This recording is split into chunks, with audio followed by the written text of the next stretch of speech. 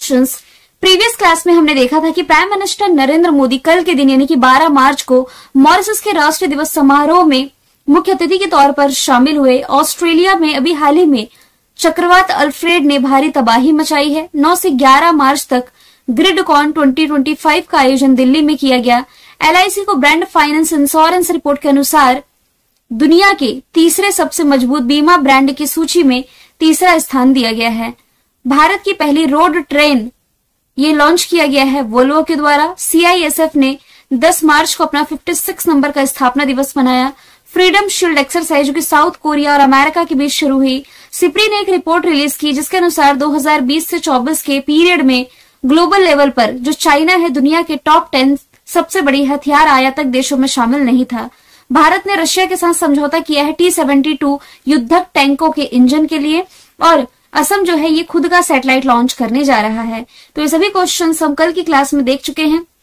शुरू करते हैं आज का हमारा पहला सवाल। सवाल है मॉरिशस के सर्वोच्च नागरिक सम्मान से सम्मानित होने वाले पहले भारतीय कौन बने हैं। तो जैसा कि मैंने आपको कल बताया था कि प्राइम मिनिस्टर नरेंद्र मोदी अभी हाल ही में मॉरिशस के दौरे पर थे, जहां इन्हें मॉरिशस के highest civilian honour grand commander of the order of the star ये सम्मानित किया गया है। मॉरिशस के प्रधानमंत्री नवीन राम गुलाम ने पोर्ट लुइस जो कि मॉरिशस की कैपिटल है, यहाँ भारतीय प्रवासियों के एक कार्यक्रम में प्राइम मिनिस्टर नरेंद्र मोदी को इस सम्मान से सम्मानित करने की घोषणा की। प्राइम मिनिस्टर नरेंद्र मोदी को ये मिलने वाला 21वां सम्मान है, मतलब कि इस तरह का सम्मान ये 21वें क्रम का इन्हें मिल रहा है। वैसे एक लिस्ट मैं ऑलरेडी आपको प्रोवाइड कर चुकी हूँ प्राइम मिनिस्टर नरेंद्र मोदी को जिन जिन देशों ने अपने हाईएस्ट सिविलियन ऑनर से सम्मानित किया, जिसमें हाल फिलहाल हमने कुवैत का हाईएस्ट सिविलियन ऑनर देखा है, गुयाना का, बारबाडोस का, नाइजीरिया का grand commander of the order, Dominica का, रशिया का, है ना। तो ये कुछ है जो रिसेंट के हमने देखे हैं। बाकी 2016 से प्राइम मिनिस्टर नरेंद्र मोदी को जिन प्रतिष्ठित सम्मानों से सम्मानित किया गया है सब कुछ मैंने मेंशन कर दिया है। बात की जाएगी मॉरिशस की, तो कल भी इसे मैप के थ्रू मैंने बताया था कि ये अफ्रीका महाद्वीप है। अफ्रीका महाद्वीप में यहाँ आप मेडागास्कर देख पा रहे हैं और यहीं पर छोटा सा आइलैंड मॉरिशस है जो अफ्रीका के पूर्वी तट पर है। और यहाँ पर ना लगभग 2/3 आबादी भारतीय मूल की है। यहाँ पर अंग्रेज उन्हें गन्ने के खेतों में काम करने के लिए ले गए थे। आधी आबादी यहाँ की हिंदू है। कैपिटल पोर्ट लुइस, करेंसी रुपया। प्राइम मिनिस्टर नवीन राम गुलाम है। और ब्रिटेन ने मॉरिशस को चागोस द्वीप की संप्रभुता सौंपी है। कल भी मैंने बताया था कि ये भारत मालदीव और यहाँ पर चागोस द्वीप है, इसकी संप्रभुता ब्रिटेन ने सौंप दी है मॉरिशस को। एस जयशंकर ने जो कि विदेश मंत्री है मॉरिशस में मैत्री पार्क का उद्घाटन किया और भारत की जनऔषधि पहल में शामिल पहला देश मॉरिशस ही हो जाएगा। यदि मैं अदर ऑप्शन की बात करूं तो प्रेसिडेंट द्रौपदी मुर्मू जी को रिसेंटली फिजी और ईस्ट तिमोर ने अपने हाईएस्ट सिविलियन ऑनर से सम्मानित किया था। फ्रांस के हाईएस्ट सिविलियन ऑनर से सम्मानित किए गए हैं कांग्रेस के वरिष्ठ नेता शशि थरूर। और रिसेंटली विदेश मंत्री एस जयशंकर को सरस्वती चंद्रशेखरेंद्र पुरस्कार से सम्मानित किया गया है। सवाल नंबर दूसरा है, निम्नलिखित में से किस राज्य में चाप चारकुट फेस्टिवल मनाया गया। तो ये धूमधाम से मनाया जाने वाला फेस्टिवल है मिजोरम में।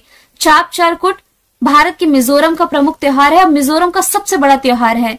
चाप चारकुट का मतलब है एक त्योहार जो उस समय मनाया जाता है जब काटे गए बांस यानी कि बैम्बू और पेड़ों को झूमिंग के लिए, जलाने के लिए सूखने का इंतजार किया जाता है। झूम कृषि पद्धति आप लोगों ने पढ़ी ही होगी, है ना। झूम कृषि जिसे स्लैश एंड बर्न खेती भी कहा जाता है। और ये फेस्टिवल हर साल मार्च के महीने में मनाया जाता है। और शिफ्टिंग कल्टीवेशन भी आप कह सकते हैं। झूम कृषि, स्थानांतरित कृषि या शिफ्टिंग कल्टीवेशन भी कह सकते हैं। एक आदिम प्रकार की कृषि है जिसमें पेड़ों को काट करके जला दिया जाता है और साफ की गई भूमि पर जो पुराने उपकरण होते हैं उससे जुताई करके खेती की जाती है, ठीक है। और जब तक मिट्टी में उर्वरता रहती है तब तक इस भूमि पर खेती की जाती है। नॉर्थ ईस्ट में काफी ज्यादा ये फेमस है। फेस्टिवल की बात की जा रही है तो सांबर उत्सव राजस्थान में, नगोबा जतारा तेलंगाना में, समक्का मेदाराम जथारा ये भी तेलंगाना में, कचई लेमन मणिपुर में, मुंडेरा गुजरात में, पुष्कर जैसलमेर डेजर्ट फेस्टिवल राजस्थान में, हेमिस फेस्टिवल लद्दाख में, सोनपुर मेला बिहार में, बीकानेर ऊंट महोत्सव राजस्थान में, बतकुम्मा फेस्टिवल तेलंगाना में, हरेली छेरछेरा छत्तीसगढ़ में, नागा मिर्च फेस्टिवल नागालैंड में, जल्लीकट्टू तमिलनाडु में, कंबाला कर्नाटका में। बिहार में एक पशु मेला है सोनपुर मेला, आप रिलेट कर सकते हैं। मध्य प्रदेश में भी हाल ही में खजुराहो फेस्टिवल मनाया गया, 51वां जिसका संस्करण था। सरहुल फेस्टिवल ये मनाया जाता है झारखंड में। सवाल नंबर तीसरा है, भारत के पहले कमर्शियल यानी कि वाणिज्यिक अंतरिक्ष निगरानी उपग्रह जिसका नाम है स्कॉट किसके द्वारा लॉन्च किया गया है, ये आपसे सवाल है। तो अभी हाल ही में ये दिंगतारा के द्वारा लॉन्च किया गया है। दिंगतारा ये देश में मतलब बैंगलोर स्थित एक सैटेलाइट कंपनी है दिंगतारा, जिसने दुनिया का पहला कमर्शियल अंतरिक्ष निगरानी उपग्रह यानी कि world first commercial space surveillance satellite इसने लॉन्च कर दिया है, जो पृथ्वी की परिक्रमा कर रहे 5 सेंटीमीटर तक के छोटे ऑब्जेक्ट को ट्रैक करने में सक्षम होगा। तो यहां से याद रखिए, दिंगतारा जो कि एक एरोस्पेस कंपनी है जिसका हेडक्वार्टर आप बैंगलोर कर्नाटक में पड़ते हैं।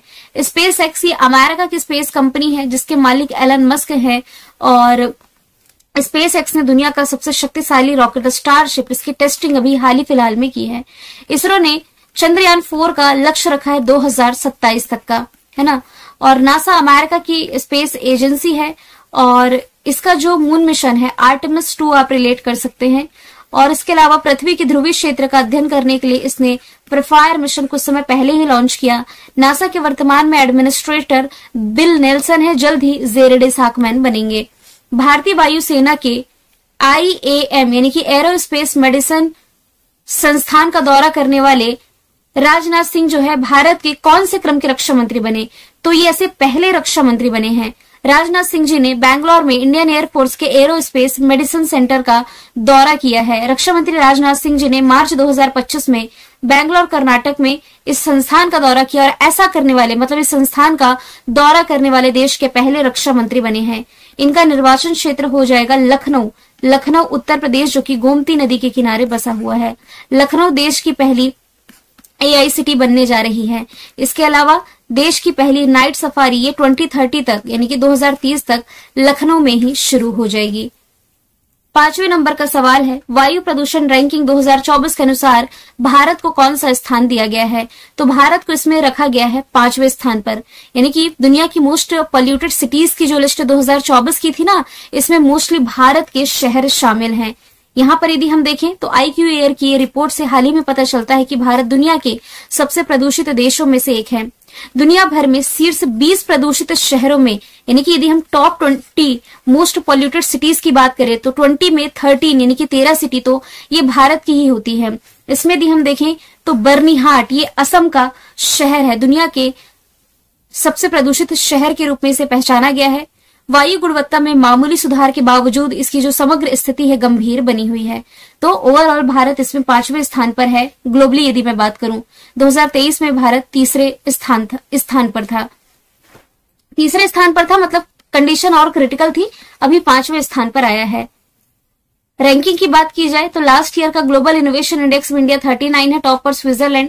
हैप्पीनेस इंडेक्स अब एक हफ्ते बाद फिर चेंज हो जाएगा, 2025 का आ जाएगा। 2024 वाला रिवीजन यदि हम करें तो फिनलैंड टॉप पर, India 126। Global peace index top पर Iceland, India 116। Gender gap report में टॉप पर आइसलैंड, इंडिया 129। करप्शन इंडेक्स में इंडिया 96, टॉप पर डेनमार्क। लॉजिस्टिक परफॉर्मेंस इंडेक्स में टॉप पर Singapore, India 38। Press freedom index में टॉप पर नॉर्वे, इंडिया 159। हंगर इंडेक्स में इंडिया 105 है। पहला वैश्विक प्रकृति संरक्षण सूचकांक रिलीज किया गया, इंडिया 176 है। आर्थिक स्वतंत्रता सूचकांक में इंडिया 84 है। यात्रा पर्यटन विकास सूचकांक में 39 है, और नेटवर्क रेडीनेस इंडेक्स में इंडिया को रखा गया है 49 प्लेस पर। सवाल नंबर 6वां है, PLI यानी कि प्रोडक्शन लिंक्ड इंसेंटिव PLI प्रोत्साहन पाने वाली पहली 2 पहिया ई व्हीकल निर्माता कंपनी कौन बनी है, तो ये रिसेंटली बन गई है ओला। ऑप्शन डी इसका राइट आंसर हो जाएगा। देश की इलेक्ट्रिक वाहन निर्माता कंपनियों में से जो एक है ओला। ओला इलेक्ट्रिक को ऑटोमेटिव और ऑटो कंपोनेंट्स के लिए प्रोडक्शन लिंक इंसेंटिव योजना के तहत प्रोत्साहन मिला है। इसके साथ ही कंपनी इस योजना के तहत लाभ पाने वाली पहली इलेक्ट्रिक 2 पहिया वाहन निर्माता कंपनी बनी है। यहाँ पर जो टर्म लिखा हुआ है PLI, तो इसका फुल फॉर्म तो यहाँ पर मेंशन है, प्रोडक्शन लिंक्ड इंसेंटिव। हिंदी में यदि आप कहें तो उत्पादन से जुड़ा प्रोत्साहन। ये क्या है, तो भारत सरकार के द्वारा घरेलू विनिर्माण को बढ़ावा देने के लिए और रोजगार को बढ़ावा देने के लिए शुरू की गई ये योजना है। इसके तहत क्या होता है कि स्थानीय स्तर पर यानी कि जो उत्पादित प्रोडक्ट्स होते हैं इसके एक्सपोर्ट को बढ़ावा दिया जाता है। यानी कि निर्यात को बढ़ावा दिया जाता है। इसका मुख्य उद्देश्य है घरेलू विनिर्माण को बढ़ावा देना, रोजगार के अवसर बढ़ाना और आयात पर यानी कि इंपोर्ट पर जो डिपेंडेंसी है इसे कम करना। आगे चले यदि हम हाल ही में महिलाओं की स्थिति पर संयुक्त राष्ट्र आयोग का जो 69 क्रम का संस्करण था कहाँ आयोजित किया जा रहा है, तो अमेरिका के न्यूयॉर्क शहर में इसका आयोजन ये रिसेंटली किया जा रहा है, जिसमें कि भारत की जो महिला बाल विकास मंत्री है अन्नपूर्णा देवी ये भारत को रिप्रेजेंट कर रही हैं। 10 मार्च से ये शुरू होने वाला सत्र है लैंगिक समानता यानी कि जेंडर इक्वालिटी और वुमेन एम्पावरमेंट, महिलाओं में सशक्तिकरण को प्रोत्साहित करने पर केंद्रित होगा। न्यूयॉर्क ये हडसन नदी के किनारे बसा हुआ है, अमेरिका का प्रमुख शहर, जहां पर आप यूनाइटेड नेशंस ऑर्गेनाइजेशन का मुख्यालय पढ़ते हैं। बाकू अजरबैजान ने COP29 मीटिंग होस्ट करी है 2024 की। राजधानी दिल्ली ने इंटरनेशनल सोलर अलायंस की 7वीं बैठक का आयोजन किया था 2024 में। दावोस स्विट्जरलैंड में वर्ल्ड इकोनॉमिक फोरम की बैठक रही है। अगला सवाल है, नवाचार पूर्ण मासिक धर्म स्वच्छता ब्रांड जिसका नाम नारिका है, इसका ब्रांड एम्बेसडर किसे नियुक्त किया गया है, तो साइना नेहवाल।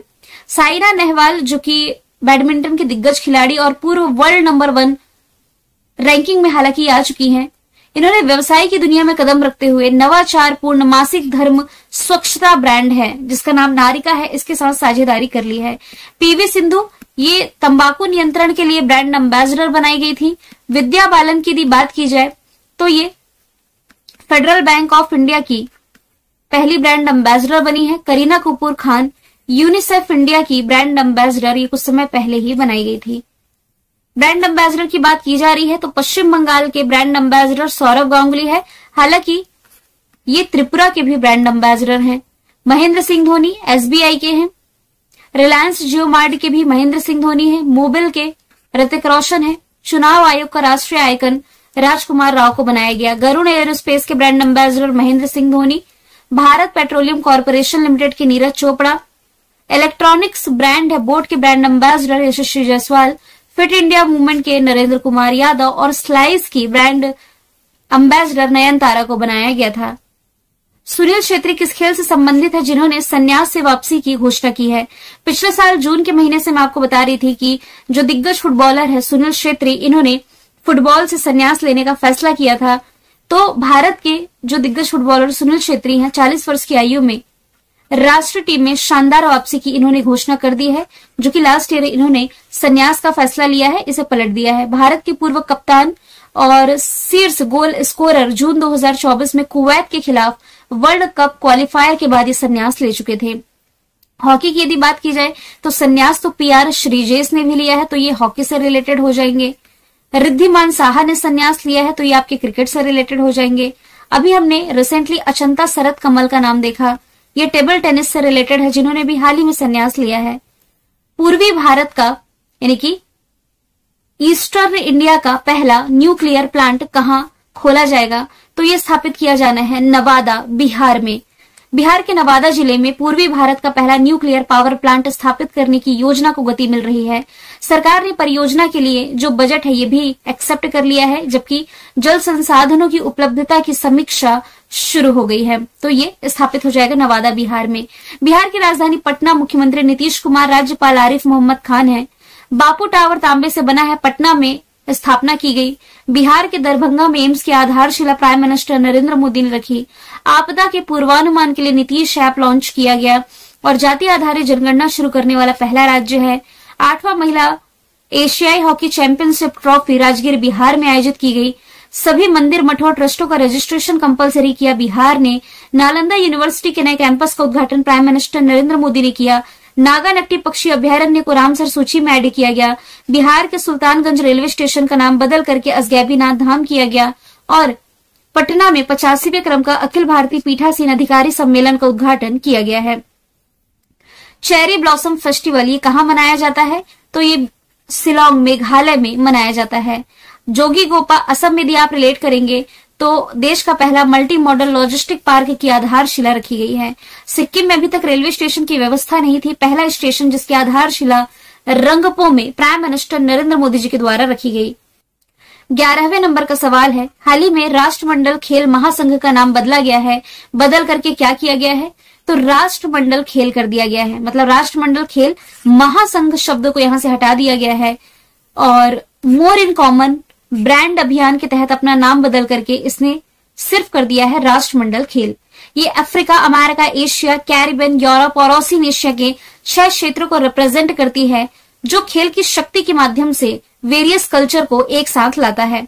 बदले गए टर्म्स की यदि हम बात करें तो बैंगलोर सिटी यूनिवर्सिटी का नाम मनमोहन सिंह के नाम पर, CISF ट्रेनिंग सेंटर का नाम राजादित्य चोलन के नाम पर, राजस्थान की फाय सागर लेक का नाम Varun Sagar lake, Sultanganj railway station Bihar का जस्ट हमने देखा है, ट्रेन 18 का नाम Vande Bharat express, Ayodhya railway station का नाम अयोध्या धाम जंक्शन, S400 का नाम सुदर्शन, पोर्ट ब्लेयर का नाम विजयपुरम, केरल का केरलम प्रस्तावित है, पुरानी संसद भवन का नाम संविधान सदन, सौराष्ट्र क्रिकेट स्टेडियम का नाम निरंजन शाह स्टेडियम, UAE का शहर अलमिनहात का नाम हिंद शहर, अहिल्याबाई के नाम पर अहमदनगर का नाम बदला गया, गोवा के मोपला इंटरनेशनल एयरपोर्ट का नाम मनोहर पर्रिकर के नाम पर, सराय काले खां चौक दिल्ली में है बिरसा मुंडा के नाम पर, कर्नाटका के रामनगर जिले का नाम बैंगलोर दक्षिण और लद्दाख के काकसर ब्रिज का नाम कैप्टन अमित भारद्वाज सेतु किया गया है।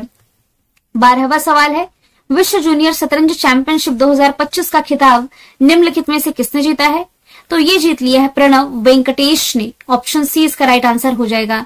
7 मार्च 2025 को बेंगलोर कर्नाटक के जो भारतीय चेस ग्रैंड मास्टर हैं प्रणव वेंकटेश ने, इन्होंने अभी फरवरी से मार्च तक जो पेट्रोविक मॉन्टेनेग्रो में जो चैंपियनशिप आयोजित की गई थी, international chess federation world junior under 20 की कैटेगरी में ये खिताब जीता है।